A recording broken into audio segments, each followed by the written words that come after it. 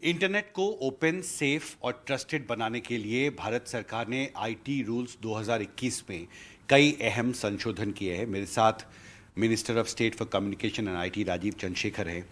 आपने stake holders के साथ बहुत लंबी बातचीत की है, उनके इनपुट्स लेकर फिर से अमेंडमेंट्स किए हैं। इस पर पहले आपने ड्राफ्ट रूल्स भी पब्लिक किया था। बेसिकली ऑनलाइन गेमिंग को लेके बहुत सारे सवाल थे।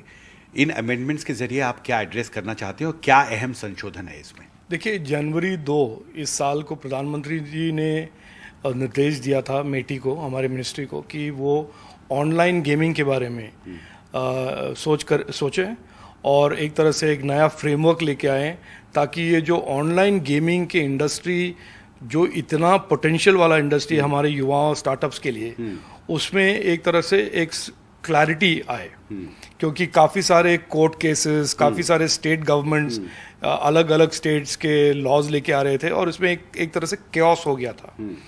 तो इन 90 दिनों में हमने मिनिस्ट्री ने बहुत सारे कंसल्टेशन किए गेमिंग इंडस्ट्री के साथ, गेमर्स के साथ, स्कूल एजुकेशनर्स, पेरेंट्स के साथ, और हमने ये फ्रेमवर्क आज ऐसा लेकर आए हैं हम, ताकि ये जो ऑनलाइन गेमिंग का जो multi crore, multi billion dollar का इंडस्ट्री का एक तरह से पोटेंशियल है, और भारत के startups global online gaming businesses बनाएं, उसके लिए एक एनेबलिंग फ्रेमवर्क है। बहुत ही सोच समझकर हमने इसको तैयार किया है।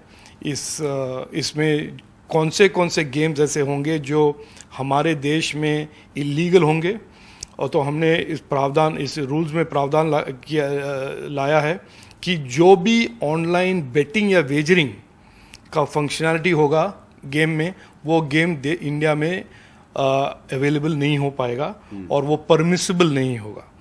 तो बाकी सारे पूरे इनोवेशन इकोसिस्टम को हमने बहुत एंकरेज किया है, एक्सेप्टिंग जो हम कहते हैं रियल मनी वेजरिंग वाले गेम्स। तो बेटिंग एक तरह से आज से बंद, और जो इलीगल बेटिंग कर रहे थे वो सभी साइट आज से इंडिया में उसका रहना इलीगल होगा। जी, ये महत्वपूर्ण बात है सिटीजन्स को प्रोटेक्ट करने के लिए। हम सिटीजन्स को भी प्रोटेक्ट कर रहे हैं। ये रूल्स के दो मकसद हैं, हमारे डिजिटल नागरिक को प्रोटेक्ट करें फ्रॉम इलीगल बेटिंग, और दूसरी ओर हमारे डिजिटल नागरिक में जो युवा शक्ति और युवा स्टार्टअप्स क्रिएट करना चाहते हैं स्टार्टअप्स में, ऑनलाइन गेमिंग में, उनको एक तरह से प्रोत्साहन। तो जो भी ऑनलाइन गेम सट्टेबाजी या जुएबाजी को बढ़ावा देते थे, उन सब पे अब प्रतिबंध लगेगा। एकदम आपने सही कहा कि जो भी गेम, जो भी ऑनलाइन गेम, जो भी ऑनलाइन प्लेटफॉर्म वेजरिंग, एक अंग्रेजी फ्रेज है वेजरिंग यानी कि बेटिंग का एक तरह से सर्विस देता है, वो प्लेटफॉर्म्स अभी परमिसिबल नहीं होंगे भारत के इंटरनेट पे। गवर्नमेंट से जुड़े जो फेक न्यूज़ होते हैं, इस पर एक राष्ट्रीय बहस चलती रही है पिछले कई साल से। इसको लेके भी आपने आईटी रूल्स में अमेंडमेंट्स किया है। फैक्ट चेकिंग को लेके क्या तय किया गया है, नए जो रूल्स हैं? देखिए, हमने अक्टूबर 2022 में ये मिस इन्फॉर्मेशन और फेक न्यूज़ यानी कि पेटेंटली फॉल्स न्यूज़ को एक तरह से चुनौती दिया है। हमने अक्टूबर 2022 के रूल्स में एक बहुत क्लैरिटी से कहा है कि प्लेटफॉर्म्स जो भारत में सर्विस या प्रोडक्ट्स देंगे, सोशल मीडिया के प्लेटफॉर्म्स, उन पर एक तरह से ड्यू डिलिजेंस का ऑब्लिगेशन बनता है कि वो अपने प्लेटफॉर्म्स में 9 तरीके के कंटेंट न कैरी करें। उसमें एक है मिस इन्फॉर्मेशन और पेटेंटली फॉल्स इन्फॉर्मेशन। ये हमने अक्टूबर 2022 में तय किया था, नोटिफाई भी किया था। आज हमने ये किया है कि उसको आगे बढ़ाने के लिए मिस इन्फॉर्मेशन और पेटेंटली फॉल्स इन्फॉर्मेशन सरकार के बारे में अगर कोई सोशल मीडिया पे डालता है, एक फैक्ट चेकिंग यूनिट हम नोटिफाई करेंगे, बहुत ही कैपेबिलिटी और प्रोफेशनल और ट्रांसपेरेंट फैक्ट चेकिंग यूनिट, जो तय करेगा कि उस गलत इन्फॉर्मेशन को गलत कहना और मिस इन्फॉर्मेशन को मिस इन्फॉर्मेशन कहना और पेटेंटली फॉल्स इन्फॉर्मेशन को पेटेंटली फॉल्स इन्फॉर्मेशन कहना, ताकि प्लेटफॉर्म्स को उसको रिमूव करने में एक तरह से सहायता मिले।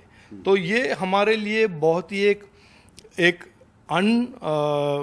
अनवेवरिंग कमिटमेंट है कि देश के इंटरनेट सेफ और ट्रस्टेड हो, और जो बाहर के देश बाहर के तत्व, बाहर के वेस्टेड इंटरेस्ट हमारे इंटरनेट में मिस इन्फॉर्मेशन और डिसइन्फॉर्मेशन और पेटेंटली फॉल्स इन्फॉर्मेशन डालते हैं और हमारे डेमोक्रेसी को कॉम्प्रोमाइज़ करने की कोशिश करते हैं, उसमें हम एक मुंह तोड़ जवाब दे और उसके लिए एक फैक्ट चेकिंग यूनिट नोटिफाई होगा सरकार के इंफॉर्मेशन और डेटा को फैक्ट चेक करने के लिए। जी, तो ये फैक्ट चेकिंग यूनिट जो आप सेटअप करेंगे ये गवर्नमेंट की ही बॉडी होगी? हाँ जी, जो रेगुलेट करेगी कि गवर्नमेंट के बारे में जो कंटेंट है वो सही है, गलत है, फेक है या रियल है। मैं स्पष्ट कर दूं कि गवर्नमेंट का ही बॉडी होगा, क्योंकि गवर्नमेंट के डेटा के बारे में फैक्ट चेक करना बाहर को कोई एंटिटी के लिए इम्पॉसिबल होगा।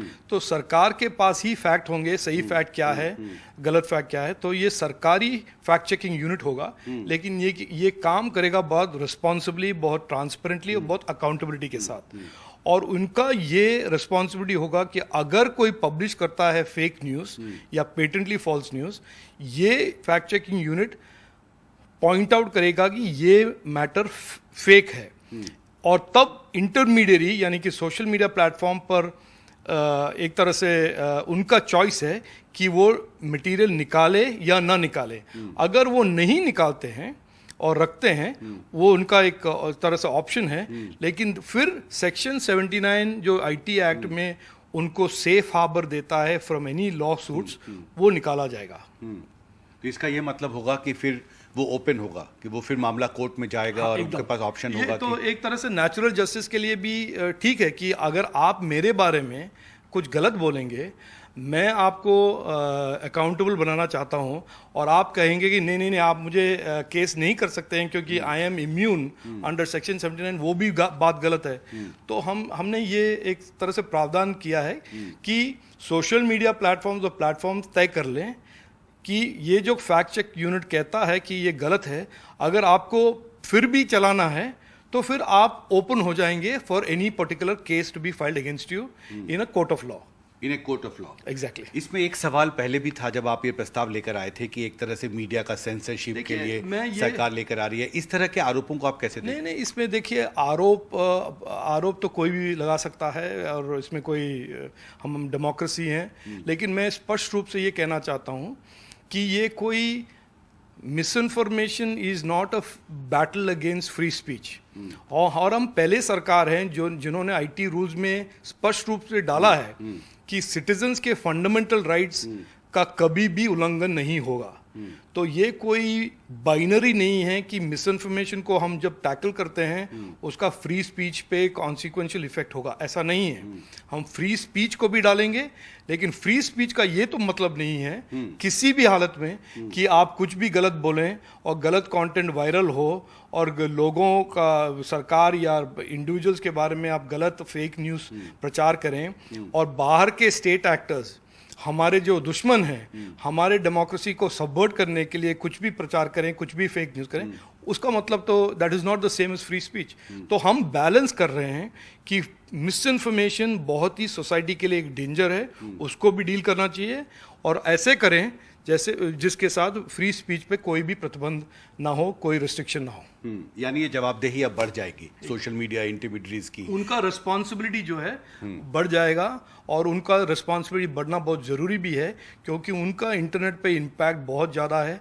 उनके प्लेटफॉर्म से गलत चीज़ 100 टाइम्स मोर वायरल होते हैं और सही चीज़ ज़्यादा वायरल नहीं होते हैं। तो इनके जो पावर्स हैं, पावर्स के साथ उनका एक अकाउंटेबिलिटी लाना हम मानते हैं कि बहुत ज़रूरी है और हमने किया है। इसमें कोई पीनल प्रोविजंस भी है? नहीं, कोई पीनल प्रोविजंस नहीं है। उनका ये मैंने जैसे कहा है, सेक्शन 79 का जो सेफ हार्बर है आईटी एक्ट में, वो गिर जाता है और फिर उनको जो इम्यूनिटी है फ्रॉम अ केस वो नहीं रहेगा। That is the only consequence. तो उनको अगर वो चाहते हैं कि उस न्यूज़ को वो जारी रखें तो उन्हें फिर कोर्ट ऑफ लॉ में जाके फिर एकदम सही, वो कोर्ट ऑफ लॉ में केस फाइल हो जाएगा और उनको वहां पर आंसर देना पड़ेगा कि ये सही है, नहीं सही है। सही नहीं है। एक आखिरी सवाल, सोशल मीडिया इंटरमीडियरीज जो हैं, जो बड़ी टेक कंपनीज हैं, उन्होंने अपना एक सेल्फ रेगुलेटरी ऑर्गेनाइजेशन बनाया है, मिस इन्फॉर्मेशन कॉम्बैट अलायंस। इस सोच को आप कैसे देखते हैं, इस पहल को? देखिए, मैं मानता हूँ ये बहुत अच्छा है कि सभी लोग, सरकार, प्लेटफॉर्म्स, डिजिटल नागरिक, सभी मिस इन्फॉर्मेशन के बारे में एक तरह से कंसर्न्ड हैं। तो हम एडवर्सरीज नहीं हैं। सरकार, डिजिटल नागरिक, प्लेटफॉर्म सभी एकजुट कर हमारे देश के इंटरनेट को सेफ और ट्रस्टेड बनाना चाहते हैं। ये एक अच्छा चीज़ है कि प्लेटफॉर्म्स खुद अपने आप मिस इन्फॉर्मेशन और फेक इन्फॉर्मेशन के बारे में एक तरह से प्लेटफॉर्म और या एक स्ट्रक्चर प्रपोज कर रहे हैं। मैंने अभी तक देखा नहीं है उसको, मैं पढ़ूंगा, देखूंगा, जांचूंगा और फिर हम तय करेंगे कि उनका क्या करना चाहिए। जी, हमसे बात करने के लिए बहुत शुक्रिया। तो दिल्ली से सुदीश के साथ हिमांशु शेखर, एनडीटीवी इंडिया।